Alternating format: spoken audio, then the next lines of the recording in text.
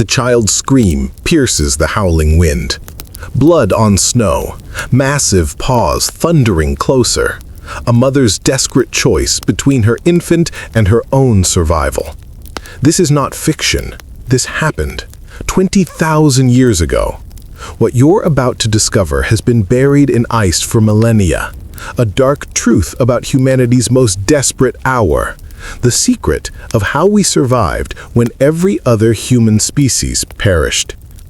Give this video a thumbs up, subscribe channel now, because what lies hidden in these frozen memories will alter your perception about the cavemen, or, better still, you have been lied all these years.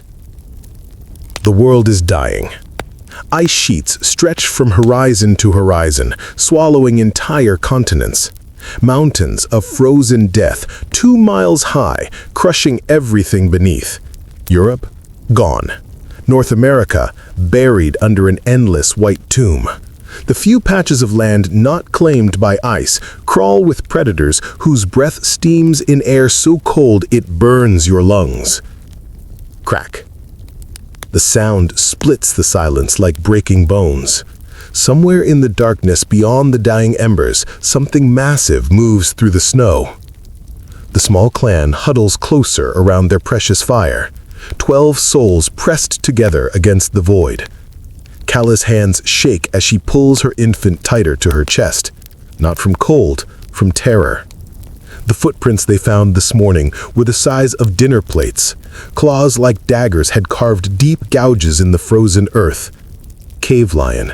The apex killer of this frozen hell, with jaws strong enough to crush a human skull like an eggshell. But here's what the history books won't tell you. These people were not savages.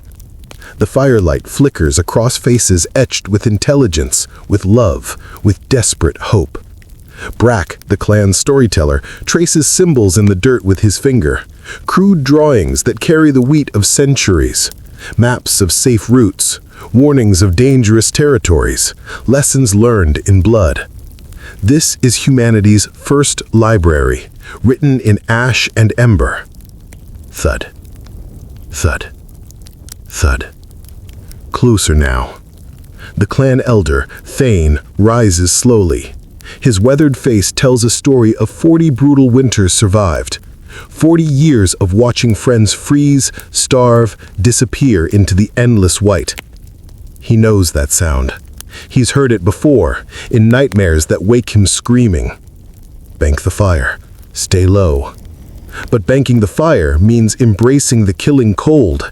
It means choosing between freezing to death or being torn apart by claws and fangs. This is the mathematics of survival in the Ice Age. Every choice is a bargain with death. The infant begins to cry. Kala's eyes go wide with panic. The sound cuts through the wind like a beacon, announcing their location to every predator within miles. Her hand hovers over her child's mouth, trembling. Could she? Would she? This is the moment that separates our ancestors from every other species that walked this frozen earth. Not strength, not size, not even intelligence. The willingness to sacrifice everything for the group. Suddenly, Brack stands. The old storyteller steps away from the fire into the darkness beyond their small circle of warmth. His hands are empty except for a single burning branch. He knows he's walking to his death. "This way!" he shouts into the void, drawing the massive predator away from the clan. "Come for me!" The thundering footsteps pivot, follow his voice into the black. The clan holds its breath. Minutes pass like hours. Then comes the sound that haunts every parent's nightmares. A human scream, cut short by the wet crunch of breaking bones. Brock is gone, but 12 lives survive another night. Here's the secret historians don't want you to know. This scene played out thousands of times across the frozen world. Small groups of humans making impossible choices, watching their loved ones disappear into the ice. Most clans didn't make it. Entire bloodlines gone forever. So, What made the difference? What hidden truth kept these particular humans alive when Neanderthals, Denisovans, and countless other human species vanished into extinction?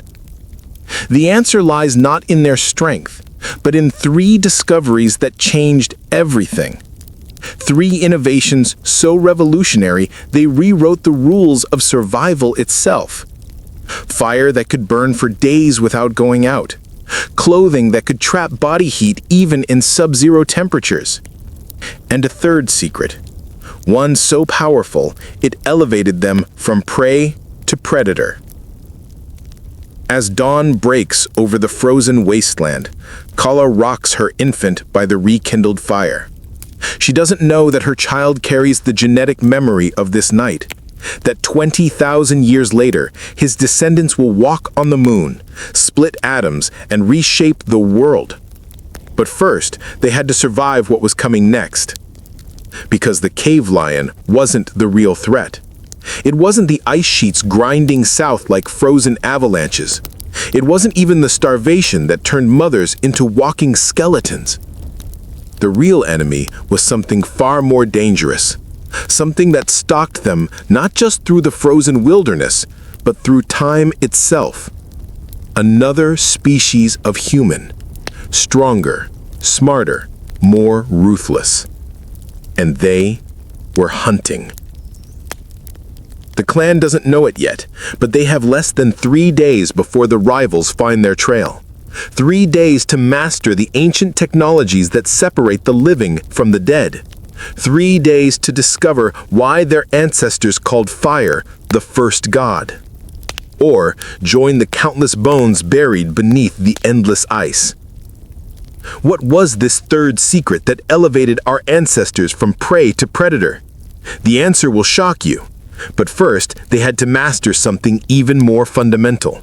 Something that turned frozen death into the key to survival itself.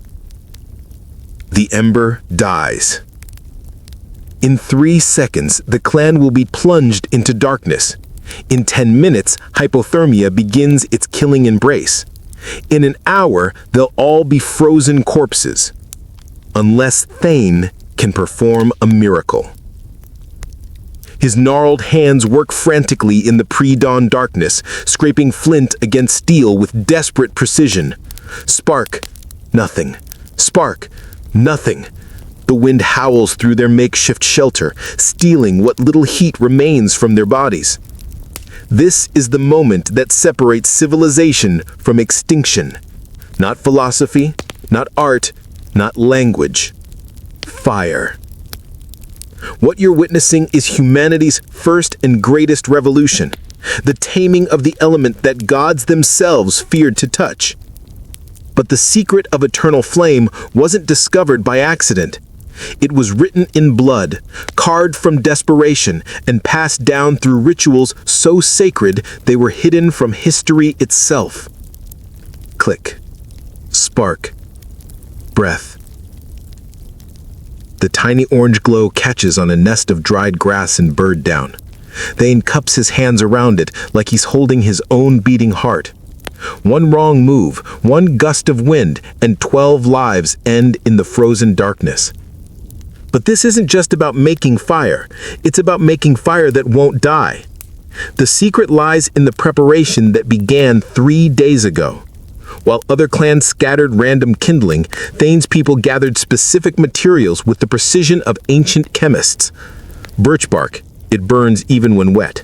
Pine resin, it ignites like liquid flame. Chaga mushroom, it smolders for hours without oxygen. This was humanity's first technology, and it was rocket science. The flame takes hold. Yellow tongues lick upward, growing stronger, hungrier. The clan releases a collective breath they didn't know they were holding. But Thane's work has only just begun.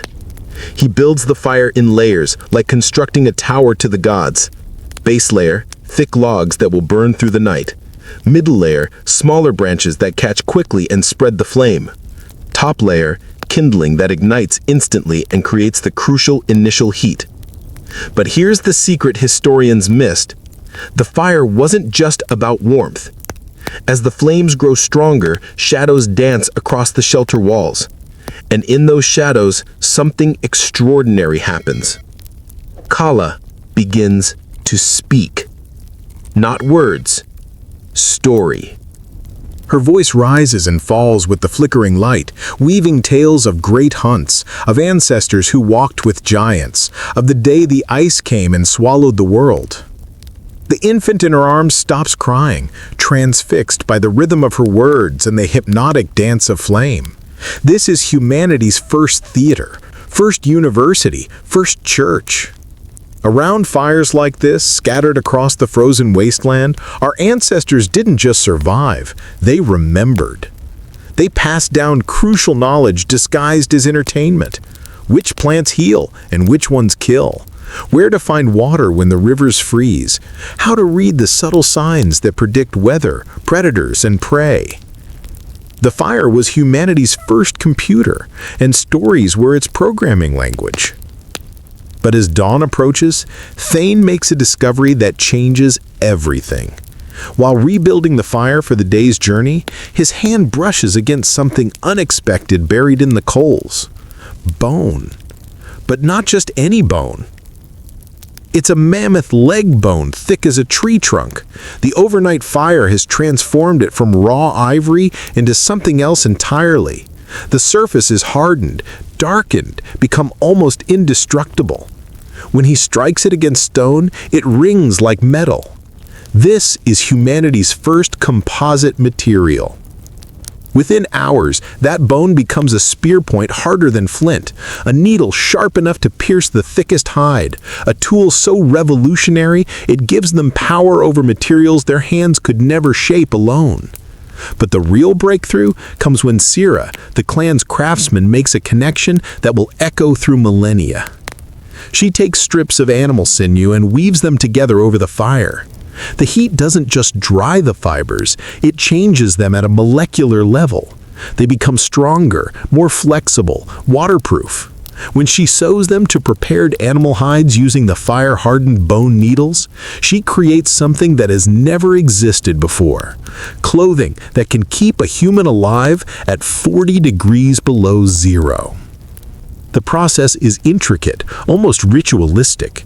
First, the hide must be scraped clean with fire-sharpened tools, every scrap of flesh removed to prevent rot. Then it's stretched and worked until it becomes supple, treated with a mixture of brain matter and plant oils heated over the sacred flames. Layer by layer, humanity builds its first armor against extinction. Inner layer, soft rabbit fur against the skin, sewn with microscopic precision. Middle layer, thick deer hide, treated with fire-heated oils until it becomes wind and water resistant. Outer layer, mammoth fur, so dense it creates its own microclimate of trapped warm air. But here's what no museum exhibit will show you. These weren't just clothes, they were statements. Each garment told a story. Intricate patterns sewn with colored sinew marked family lineage, personal achievements, spiritual beliefs. A successful hunter wore the claws of his kills. A mother carried symbols representing each child she had brought safely through winter. This was humanity's first written language, worn on the body, passed from generation to generation. As the clan prepares for their daily migration, following game trails and water sources across the endless ice, they don't just look like survivors anymore, they look like conquerors. Each person wrapped in layers of technology so advanced it won't be matched for thousands of years. But Thane knows something the others don't. Something that keeps him awake during the precious few hours of rest. The fire and clothing are just the beginning. He's seen the tracks again. Not cave lions this time. Something worse. The footprints of their rivals, the other human species that haunts the frozen waste like ghosts made flesh. They're getting closer, and they have advantages that no amount of fire or clothing can overcome. They're stronger, faster, their brains are actually larger. As the clan breaks camp, following smoke signals that mark safe passages across treacherous ice fields, Kayla notices Thane lagging behind. His face is grave, his eyes scanning the horizon with the intensity of a man who sees his own death approaching. "What is it?" she said, shifting her infant to one arm. Thane points to the ground. There, pressed deep into the frozen earth, is a footprint, larger than any human foot should be. The stride pattern suggests a creature that could run twice as fast as any member of their clan. "Neanderthals," he breathes. 3 days behind us, maybe less." The word sends ice through the clan's veins, colder than any winter wind. Everyone knows the stories whispered around dying fires, of entire clans found torn apart, their shelters destroyed, their precious fire-making tools smashed beyond repair. This is the hidden truth of human evolution. It wasn't survival of the fittest, it was survival of the most ruthless. But as fear grips the clan, Thane's expression changes. His weathered face hardens into something approaching a smile. Because he knows something about survival that their pursuers don't. Fire and clothing only bought them time. The real battle is hunger. And hunger makes humans do impossible things. The clan has mastered warmth and shelter. But warmth means nothing when your children are starving, when your body begins consuming its own muscle for fuel. When the choice becomes hunt successfully or die slowly. What they're about to attempt has never been tried by a group this small. The target weighs 8 tons, has tusks like spears, and skin thick enough to stop arrows. But if they succeed, they'll feed for months. If they fail, the Neanderthals won't need to hunt them. The ice will claim their bones. The beast towers above them like a moving mountain. 8 tons of muscle, fur, and rage. Tusks longer than spears curve from its massive skull like weapons forged by angry gods. Its eyes, small, dark, intelligent, fix on the tiny humans who dare to challenge it. 12 people, 1 mammoth, mathematics written in blood and bone. The clan spreads out across the frozen valley, each member knowing that one mistake means death for everyone. Not just death, failure. Winter won't wait for second chances. The Neanderthals closing in won't show mercy to the starving. This is the moment that separated human beings from every other predator on Earth. Not strength, not speed, not individual cunning. Collective intelligence. What you're about to witness rewrote the rules of survival itself. A hunting strategy so sophisticated it wouldn't look out of place in modern military operations. But one wrong step, one broken coordination, and the mammoth becomes the hunter. Thane crouches behind a boulder, his breath forming ice crystals in the air. From here, the mammoth looks less like an animal, more like a force of nature, a breathing, trumpeting avalanche that could crush them all without noticing. But here's what makes humans deadly. They don't hunt like other predators. Lions rely on surprise and individual power. Wolves use pack tactics but limited planning. Bears depend on brute strength and intimidation. Humans use time itself as a weapon. This hunt began 3 days ago not with spears and fire, but with observation. Sierra spent hours tracking this particular mammoth, learning its patterns, its preferences, its weaknesses. She discovered it follows the same route to water every morning, returns to the same feeding grounds every evening, and most importantly, it's old. The mammoth's left rear leg bears the scars of an ancient injury. When it walks, there's a subtle hesitation, a moment of vulnerability that repeats with every step. To any other predator, this detail would be invisible. To humans, it's a death sentence.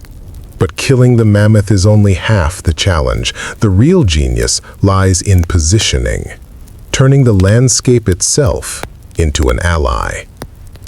The clan has spent the morning reshaping the terrain. Using fire-hardened digging sticks, they've carved hidden pits along the mammoth's expected path. Not deep enough to trap the massive creature, but sufficient to cause stumbling, confusion, crucial moments of imbalance. They've woven trip lines from sinew, nearly invisible against the snow, stretched between rocks at precisely the height of the mammoth's ankles. Each line is connected to a pile of loose stones that will cascade down the slope when triggered, creating noise, distraction, panic. This isn't hunting, it's engineering. Kayla has positioned herself at the valley's narrowest point, where centuries of water flow have carved a natural choke point between two rock walls. Her job seems impossible. Use fire to drive an 8-ton mammoth into a space barely wide enough for its massive body. But she holds humanity's secret weapon: controlled fire. Not the wild flames that terrorize all living creatures, but fire shaped and directed with the precision of a master craftsman. She carries a bundle of oil-soaked grasses prepared specifically for this moment. When lit, they'll produce thick, choking smoke that burns the eyes and nose while creating the illusion of a massive blaze. The mammoth will run from what appears to be a forest fire, but it's actually running toward death. The hunt begins with silence. Thane raises his hand, and 12 humans become invisible. They don't disappear, they become part of the landscape. Each hunter knows their position, their role, their backup plans if everything goes wrong. This is coordination at a level that wouldn't be matched by any other species for millions of years. The mammoth approaches, following its ancient routine. Massive feet leave prints in the snow deep enough to hide a child. Its trunk sweeps side to side, testing the air for danger. It finds none, because humans don't smell like predators. Their scent carries smoke, plant oils, worked leather, the signatures of tool makers, not killers. To the mammoth's ancient instincts, they register as something new, unfamiliar, but not immediately threatening. Fatal mistake. Thane gives the signal, a sound that mimics a bird call, but carries meaning only his clan understands. Begin. Sira lights her smoke bundle. Thick gray clouds billow up from the valley's far end, creating the illusion of approaching wildfire. The mammoth trumpets in alarm, its small eyes widening as it turns away from the apparent inferno. Straight toward the choke point. Straight toward Kayla. But as the massive creature lumbers forward, something goes wrong. The mammoth stops. Its trunk rises, testing the air with the intelligence of 40 years of survival. Something isn't right about this fire. The scent is wrong. The behavior is wrong. It's learning. For a terrifying moment, predator and prey lock eyes across the frozen valley. The mammoth's small, dark gaze fixes on Kayla's position with an intelligence that makes her blood freeze. This isn't just an animal, it's a survivor, and it's changing the rules. The mammoth charges. Not away from the smoke, but toward it. 8 tons of fury moving with the speed of an avalanche. Ivory tusks lowered like battering rams. The ground shakes under its feet. Snow explodes around its massive legs. It's not running from the hunt, it's attacking the hunters. Kayla has seconds to react. Her carefully planned fire positions become death traps. The smoke that was meant to drive the mammoth away now blinds her, fills her lungs, makes breathing impossible. But here, where individual human weakness becomes collective strength, they adapt. Thane abandons his position, sprinting across the valley with speed born of desperation. He doesn't try to reach Kala. He can't cover that distance in time. Instead, he does something that defies every survival instinct. He attacks the mammoth. His spear, fire-hardened wood tipped with flint, wouldn't penetrate mammoth hide even under perfect conditions. But that's not his goal. He strikes at the creature's eyes, its trunk, anything that will cause pain and confusion. He makes himself the target. The mammoth wheels toward him, trumpeting fury. For a moment, Kala is forgotten, but in that moment, she moves. Not running away, running closer. She reaches the mammoth's blind spot, just behind its massive shoulder. Her hands shake as she lights a second fire bundle, this one designed not for smoke, but for pure, concentrated heat. She's going to burn it alive from underneath. But the mammoth is still learning. It spins faster than physics should allow for something so massive, bringing its tusks around in a sweeping arc that will cut Kala in half. Time slows. The ivory death approaches her stomach. She can see her own reflection in the polished surface of the tusk. This is the moment humanity could have ended. Instead, it exploded into genius. Sira appears from nowhere, not with the weapon, but with rope. Sinew rope prepared over fires, stronger than any natural fiber. She loops it around the mammoth's rear leg just as it pivots, using the creature's own momentum to tighten the binding. The mammoth trips. 8 tons of muscle and bone crashes into the valley floor with a sound like thunder. Snow explodes in all directions. The ground shakes so violently that loose rocks cascade down the surrounding cliffs. But it's not dead, not even injured. It's angry. The mammoth struggles to rise, trumpeting rage that echoes off the valley walls. Its tusks gouge deep furrows in the frozen ground. In seconds, it will be back on its feet, and this time, there will be no surprise, no confusion. This time, it will kill them all. But the clan has one final advantage, something no other predator possesses. They can plan for what hasn't happened yet. While the mammoth thrashes, fighting to regain its feet, 12 humans move with precision that would impress modern special forces. Each person knows their role in a sequence practiced dozens of times around countless fires. Kala dives for the creature's trunk, wrapping her arms around it to prevent trumpeting. Mammoth distress calls can be heard for miles, potentially summoning the herd. Thane and 3 others target the legs, not with spears, but with more sinew rope, binding them together to prevent the creature from standing. But the killing blow comes from an unexpected source: the infant. Kala's baby, strapped to her chest throughout the hunt, has been crying since the mammoth charged. The sound, high-pitched, penetrating, unlike any noise in the natural world, triggers something primal in the mammoth's brain. Predator alert. The massive creature's struggles intensify, but now they're panicked rather than coordinated. It fights the ropes, the hunters, the unfamiliar sounds and smells with the desperation of an animal that knows it's going to die. And in that panic, it makes the final mistake. The mammoth throws its head back, trying to trumpet for help. Instead, it exposes the soft tissue under its chin, the only spot on its entire body where a human spear can penetrate deeply enough to reach vital organs. Thane doesn't hesitate.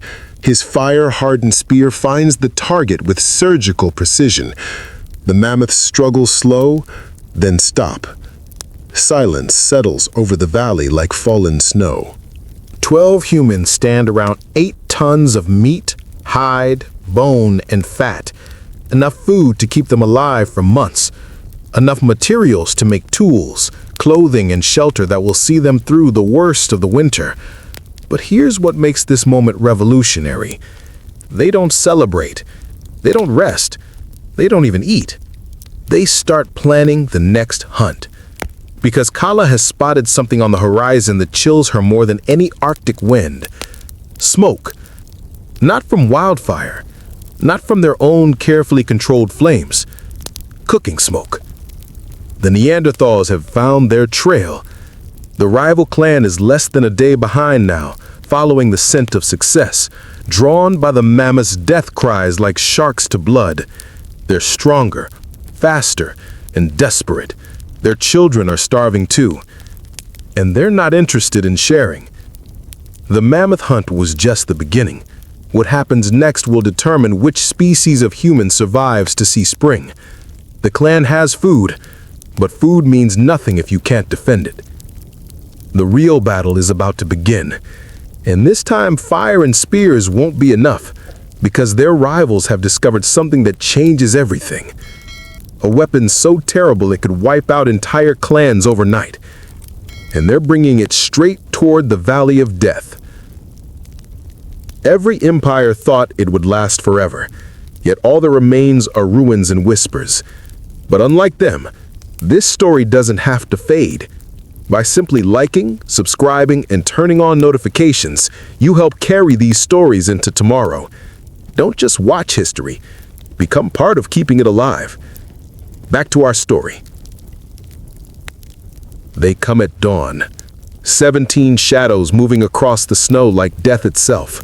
Broader shoulders, thicker bones, skulls that house brains 20% larger than any human walking the earth today.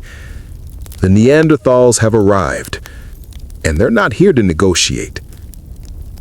From the shelter's entrance, Kala watches them approach with the methodical patience of apex predators. No rushed movements, no wasted energy. They advance like a machine designed for one purpose: elimination of competition. The sight turns her blood to ice water. What you're witnessing is the most crucial battle in human history, not between armies or empires, but between two species of humans so similar they could interbreed, yet so different that only one could survive. The losers wouldn't just die, they would be erased from existence, their stories forgotten, their innovations lost forever. This is extinction in real time. But Thane's clan isn't defenseless. Over the past 18 hours, while processing the mammoth meat, they've been building something that has never existed before. Not just shelter, fortress. The bones tell the story of genius born from desperation. Mammoth ribs, each one longer than a grown man, have been arranged in interlocking arcs that create a dome stronger than any cave. The spaces between are packed with hides, moss, and clay mixed with mammoth blood to create a waterproof seal that won't crack in sub-zero temperatures. This is humanity's first architecture, but it's the interior that reveals the true revolution. The shelter doesn't just protect, it enhances.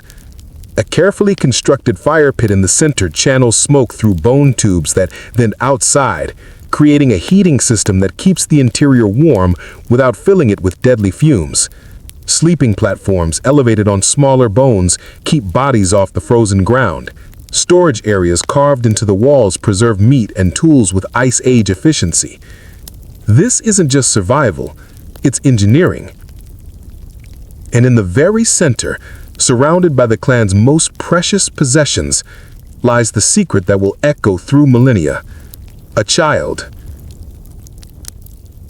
Not Kala's infant. Another child. Born during the mammoth hunt while the adults fought for their lives. Born into blood and chaos and the smell of death. Born into a world where her first breath might also be her last. But she's alive. And in her tiny fist, she clutches something that will change everything. A carved bone fragment. Humanity's first tool made not for killing, but for teaching. The markings are simple. Scratches that represent numbers, patterns that record lunar cycles, symbols that preserve the memory of successful hunts. But they represent something revolutionary. Information storage. This is how humans learned to defeat time itself. While other species relied on individual memory and instinct, humans began building external memory systems. Each carved line represents knowledge that won't die with its creator. Hunting techniques preserved in stone, weather patterns recorded in bone, stories transformed into symbols that can be read by people not yet born. The Neanderthals are stronger, faster, and smarter, but they haven't learned to make their intelligence immortal. As the rival clan surrounds the shelter, Thane gathers his family around the central fire. This might be their last moment together, and he knows it. But instead of prayers or final embraces, he does something that defines humanity. He teaches. Remember the fire patterns, he whispers to his youngest son, pressing carved symbols into the boy's palm. Remember the mammoth paths. Remember which plants heal and which ones kill. He's programming the future. Because here's what the history books won't tell you. The Neanderthals weren't wiped out by violence. They were defeated by something far more powerful than weapons or warfare. They were defeated by memory. The confrontation begins not with war cries or charging warriors, but with words. The Neanderthal leader, massive, scarred, with eyes like frozen storms, approaches the shelter entrance alone. When he speaks, his voice carries the weight of authority earned through countless battles. "You have meat," he says in a language that's almost human but not quite. "We have hunger. Share, or we take." It's not a threat. It's mathematics. 17 Neanderthals against 12 humans. Superior strength against inferior numbers. The outcome seems inevitable. But Thane smiles, because he knows something about survival that their rivals don't understand. Something written in the carved symbols, preserved in the stories told around countless fires, passed down through generations of desperate innovation. Humans don't fight fair. They fight smart. The trap was prepared months ago, not with weapons, but with psychology. Every human clan that survived the Ice Age learned the same lesson. Neanderthals are predictable.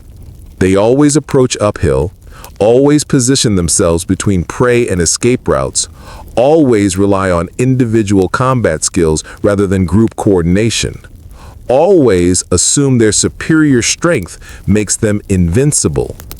As the Neanderthal leader steps closer to the shelter entrance, his foot triggers a mechanism so simple it's brilliant. A stretched sinew line, invisible under the snow, connected to a carefully balanced pile of mammoth bones stacked above the entrance. Avalanche. 3 tons of bone and ice cascade down with the force of a landslide. The Neanderthal leader disappears under the debris with the sound like breaking thunder. But that's just the beginning. The shelter walls, which appeared solid from the outside, suddenly collapse inward. But they don't trap the humans inside. They reveal hidden passages carved into the frozen ground during the long mammoth processing. The shelter was never meant to be defended. It was meant to be abandoned. A decoy, a trap, a final lesson in human cunning. As the Neanderthal clan rushes to help their buried leader, Thane's people emerge from hidden exits scattered across the valley. They don't carry spears or clubs. They carry fire. Not ordinary flame, but something new. Oil, rendered from mammoth fat, mixed with pine resin, contained in hollowed bones that can be thrown like grenades. When they shatter, they spread liquid fire that burns on snow, on ice, on anything it touches. Humanity's first chemical weapon. The Neanderthals, for all their strength and intelligence, have never seen anything like this. Fire that moves like water. Flame that can't be stamped out or smothered. Heat that turns their superior numbers into chaos as they scatter to avoid being burned alive. But here's the truth that will haunt historians forever. The humans don't kill them. They let them run. Because Thane understands something about evolution that won't be discovered for another 20,000 years. Extinction doesn't require violence. It only requires failure to reproduce. The Neanderthals retreat, their leader wounded, their confidence shattered, their sacred belief in their own superiority destroyed. They'll survive this encounter. They'll even hunt successfully for months afterward. But they'll never recover from what happened here. They've learned something that breaks them. Humans are better at being human than they are. As the smoke clears and the clan retrieves their hidden supplies, Kayla finds herself holding 2 infants. Her own child, born into the old world of simple survival, and the new baby, born into something unprecedented. A world where humans had become the apex predator. Not through strength or speed or individual brilliance, but through something far more powerful. Collective intelligence that could be stored, shared, and improved across generations. This is the moment humanity stopped being just another animal species. The carved bones scattered around the abandoned shelter tell the story of what comes next. Symbols that record not just what happened, but what might happen. Plans that extend beyond the next hunt, the next season, the next winter. Humans had learned to see the future. And in that future, there was no room for competing species of intelligent primates. Not because humans were cruel or genocidal, but because they had discovered something that made them unstoppable. The ability to turn individual genius into species-wide advantage. As the clan disappears into the frozen wilderness, following paths known only to them, preserved in stories and symbols that will survive long after their bones have turned to dust, they carry with them the genetic memory of this moment. The moment when humanity won the right to inherit the earth. But victory came at a price that still haunts us today. In defeating the Neanderthals, what did we lose? What songs, stories, technologies, and ways of seeing the world died with them? The ice holds those secrets, and it's finally ready to reveal them. The ice remembers everything. Buried in glaciers older than civilization, frozen in permafrost deeper than any grave, the memories wait. Every breath our ancestors took in that frozen world, every innovation that kept them alive, every moment of triumph and terror and desperate love, and every secret they took to their graves. 20,000 years later, the ice is melting, and what it's revealing will rewrite everything we thought we knew about humanity's darkest hour. You're about to discover the hidden truth that archaeologists don't want you to know. The evidence buried for millennia. The answer to a question that could change how we see ourselves, our future, and our place in a universe far stranger than we ever imagined. In a laboratory in Siberia, a scientist holds a fragment of bone no bigger than her thumb. Under the microscope, it reveals secrets that make her hands shake. DNA. Not human. Not quite. Something else. The bone belonged to a child who died 40,000 years ago. A child whose genetic code carries traces of at least 3 different human species. Homo sapiens, Neanderthals, and something else. Something we've named the Denisovans, though we know almost nothing about who they really were. This child was living proof that the story we've been telling ourselves is wrong. The different human species didn't just fight each other, they loved each other. They had children together. They were family. The implications shatter everything. If Neanderthals, Denisovans, and our ancestors could interbreed, then they weren't separate species at all. They were variations on the same theme, different instruments in humanity's first orchestra. So why did only one survive?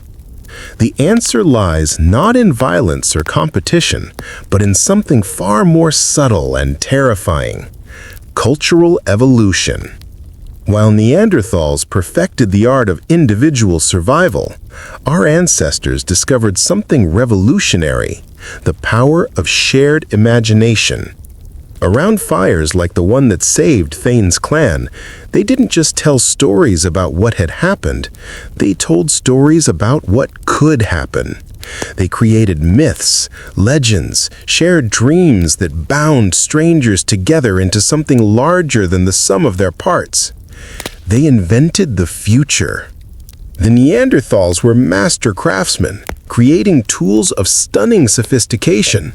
But they made the same tools for 300,000 years without significant change. Perfect. Static. Extinct. Our ancestors couldn't stop innovating. Every generation improved on the last. Fire techniques became more efficient. Hunting strategies became more complex. Shelters evolved from simple windbreaks to architectural marvels. And most importantly, the stories became richer, more detailed, more powerful. They learned to live inside their own imaginations. This is humanity's secret weapon, not superior intelligence. The Neanderthals had bigger brains. Not physical prowess. They were stronger and more robust. Not even better tools. Their spear points were works of art. The ability to believe in things that don't exist and make them real through collective action. Gods. Nations. Money. Justice. Progress. Love that transcends individual survival. Abstract concepts that reshape the world. But here's what haunts scientists studying ancient DNA. We almost lost this gift. Genetic analysis reveals that our ancestors came within a whisker of extinction during the Ice Age. At one point, the entire human population may have dropped to fewer than 10,000 individuals. A few bad winters, a volcanic eruption, a climate shift, and this story would never have been told. Everything that followed, agriculture, cities, art, science, space travel, hung by the thinnest possible thread. The child born during the mammoth hunt, the one who clutched humanity's first teaching tool, carried in her genes the concentrated potential of our entire species.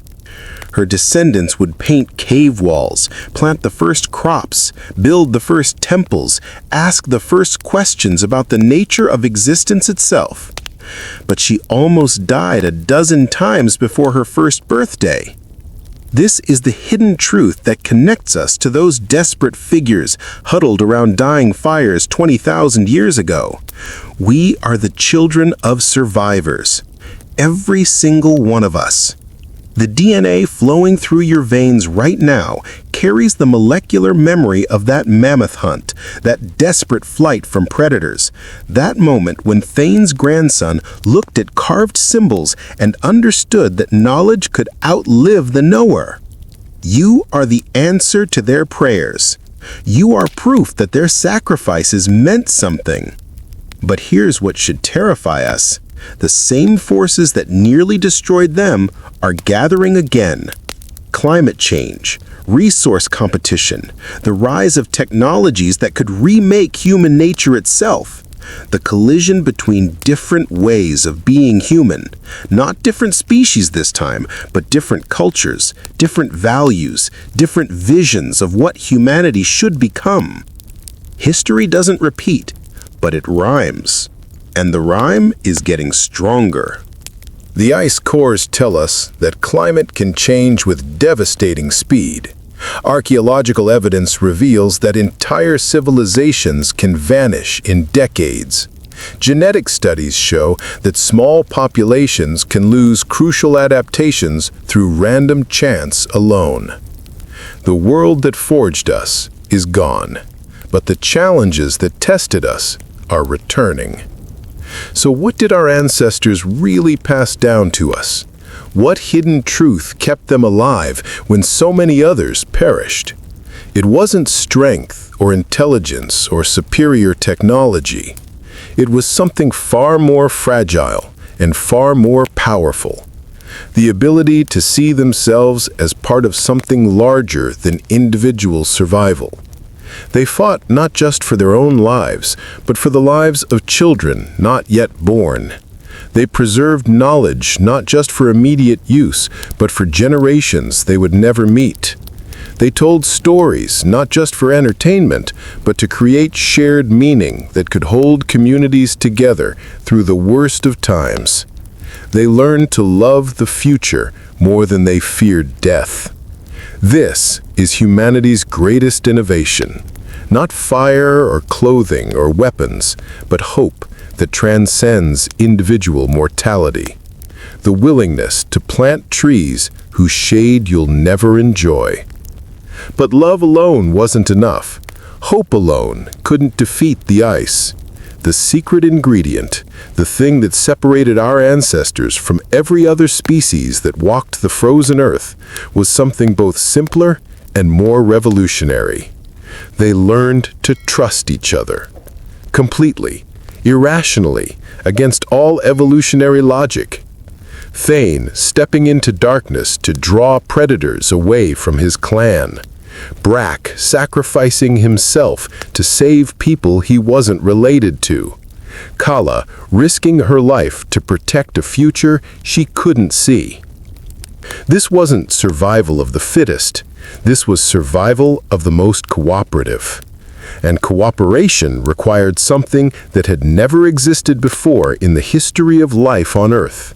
The ability to believe that other people's inner experiences were as real and valuable as your own. Empathy as evolutionary strategy. Compassion as competitive advantage. Love as the ultimate survival tool.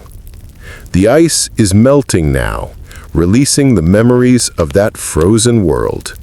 And as those memories emerge, they bring with them a question that could reshape our understanding of what it means to be human. If our ancestors could survive the end of their world, what might we survive? What frozen wastes of possibility await us in the darkness ahead? What mammoths of challenge will we have to hunt together? The child born during the mammoth hunt grew up to tell stories around her own fires, stories about the day the ice began to retreat, when vast sheets of frozen death slowly gave way to grasslands, forests, rivers teeming with life. Spring, after the longest winter in human history. But she also told darker stories about the species that didn't make it, about the knowledge lost forever when the last Neanderthal closed her eyes, about the paths not taken, the innovations never discovered, the songs never sung, about the loneliness of being the only human species left. We inherited their triumph, but we also inherited their isolation. We are alone in the universe, as far as we know. Alone on Earth as the only surviving human species. Alone with the weight of consciousness in a cosmos that seems indifferent to our hopes and dreams. But maybe that's exactly what we need to survive what's coming next. Because if our ancestors could conquer the Ice Age, what future Ice Ages, literal or metaphorical, await us? If they could turn the edge of extinction into the dawn of civilization, what miracles might we achieve when our backs are against the wall? The ice remembers everything, and it's finally ready to teach us who we really are. We are the children of the impossible, the descendants of dreams made real, the living proof that love is stronger than death, hope more powerful than despair, and cooperation more effective than any weapon ever forged. The mammoth hunt never ended, it just changed targets. Now we hunt poverty, disease, ignorance, hatred, all the predators that stalk us in the modern world. We build shelters called schools, hospitals, communities. We preserve knowledge in libraries, museums, stories told around the electronic fires of our screens. We are still that clan, huddled together against the darkness, still choosing between individual survival and collective hope, still deciding whether to bank the fire or keep it burning for the children we'll never meet. The Ice Age of the body is over, but the Ice Age of the spirit has just begun. And this time, we're not running from the cold. We're learning to dance in it. The hunt continues. You've seen how fragile empires are, how easily greatness can disappear. Don't just be a silent witness, show that you were here. Like this video, subscribe to this channel, and turn on notifications. Otherwise, this story slips into the same silence as the past we uncover.